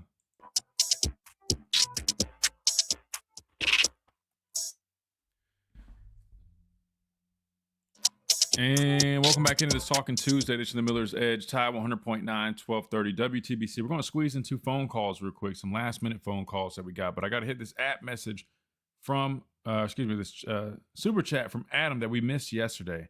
Adam says, the real question is, and this is regards to what we were talking about, the top 10 coaches. If Ryan Day, Kurt Cignetti, or Kirby Smart were coaching Alabama this past year, would the result have been different? No, in my view. The issue is a slight drop-off in talent, particularly on the offensive and defensive line. So when we were doing our list, I know that was something that came up when we were talking with Smitty about everything, and that's a fair point. So Adam doesn't believe that the coaching would have made the biggest difference. He felt it was more of a talent issue overall, which is, I definitely, without a doubt, agree that there's, when I say issue, I just mean that there's a little bit, a little bit more of a drop-off in terms of trying to have the same level of talent that we once had, right? I mean, it's just the reality of things, man. I mean, you can't hoard talent the same way that we did before. Speaking of Lamparello Law, education advocacy, make sure you guys check them out. Founded by attorney and professor Adam Lamparello, working with high school, college, and graduate students on academic and career success, providing mentoring, exam and test taking prep, subject matter mastery, application strategy, personal statements, resumes, and long-term and academic planning. Also, legal representation for students, faculty, and athletes in academic misconduct matters, First Amendment cases, name, image, and likeness issues, and all other criminal defense matters. Make sure you guys check them out if you want that genuine care, passion, and relentless advocacy. 201-317-5115, or check out their soon-to-be website, lamparello-law.com, for all your representation needs, plus much more in terms of that planning, resume, career, all that stuff. They got you covered, and we'll make sure you're in good hands like they do with us here on the Miller's Edge, our official representation from Lamparello Law, Education, and Advocacy. Real quick, let's hit the phone lines, 205-342-9904. We got Smitty up first. Smitty, welcome in. Hey, what's up, man? I just wanted to chime in real quick. The Ohio State game is going to stay for one reason. People keep forgetting about that one P4 mandate that the SEC put down, and they only have one P4 game out of conference in 2027, and that's Ohio State. So you got to be able to find an opponent, agree on a location, and all that logistically. So I think that's going to stay. You're going to say goodbye to Oklahoma State because, to paraphrase my guy, Joe Kim Noah, Chicago Bulls legend, whoever said they weren't going to steal one on vacation. Let's just be real here. And I'd rather lose to Ohio State than Oklahoma State because I'd rather drink bleach than lose to Oklahoma State.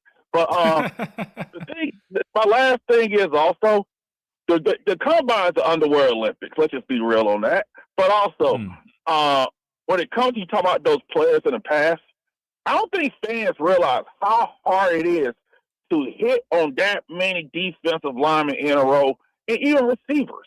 Because it is hard. You see it's hard in the NFL to hit on those guys 2 years in a row. So that was a good fortune there because, hey, everybody in high school tape looks good. Most of those guys look good in shorts and a T-shirt. But it's the mentality of the thing, and it is hard to hit on that. And if you as a fan is going to compare these coaches for what they have to work with now, who are very good players, and Freddie Roach kind of developed London Simmons, by the way, people. You know, it's the young guy. Christian Barmore, I mean, Byron Young, who's playing really well. Yeah, I mean, that's what I'm trying to explain is that I think, unfortunately, some of these coaches fall victim to the comparison trap, and it's not a fair comparison because you're talking about a guy like we just mentioned. I mean, imagine I could go out there in year one as a coach and not hardly know half the stuff that these guys have learned in the last 20 years of doing it. If I've got Jonathan Allen, Deron Payne, Cowley, you know what I mean? Like, hell, come on. Now, just hype them up. Who did transfer? And I put this in the chat, that Javon Baker, remember his podcast, his daddy pushed him to transfer because he didn't feel like he was getting enough playing time. And he put it as a cautionary tale because Javon wanted to stay. And he felt bad about that. So I just wanted to put that out as well. Let's be a cautionary tale. But, hey, thanks for taking my call. Keep up the great work. Always, man. I appreciate you, Smitty. We're going to get Smitty his own assigned slot just to join in he joins in more than I want him as much as possible, but we'll get him on here maybe just once a week, man. Smitty's he's the guy, man. We got to take those glasses off every now and then. He sometimes some crimson glasses, man, they're glued to him, but we peel them off a little bit. Hey, real quick, man, don't forget about our friends over at R&R Cigars. If you guys are in the market for those premium cigars, best humidor in the Southeast, make sure you guys check them out. rnrcigars.com. That code Miller's Edge gets you a big discount, about 20%, I believe. And if your order qualifies, free shipping as well. I know we got listeners all over the country, so make sure you guys take advantage of that, whether it's for you, a gift, you name it, they will take care of you. Plus, if you need a place to go hang out, watch some of these sporting events here in T-Town, man, check them out, 2703 Gary Fitz Street. The humidor, best in the Southeast. The drinks, more than you can imagine, over 160 of them, including the Yay Alabama beverages. If you guys have wanted to try those, they got them all there for you, and a wraparound porch. As this weather keeps getting nice, man, go enjoy it. Watch some sports, kick back, relax, and have a great time over at R&R Cigars, the official cigar provider of Alabama football since 2014. That'll do it for us on this Talking Tuesday edition. Big thanks to everybody, Chase and Reed behind the glass, all our listeners across the board, radio, streams, you name it. We appreciate you, and we look forward to seeing you guys tomorrow right here on the Miller's Edge, Tide 100.9, 1230, WTBC.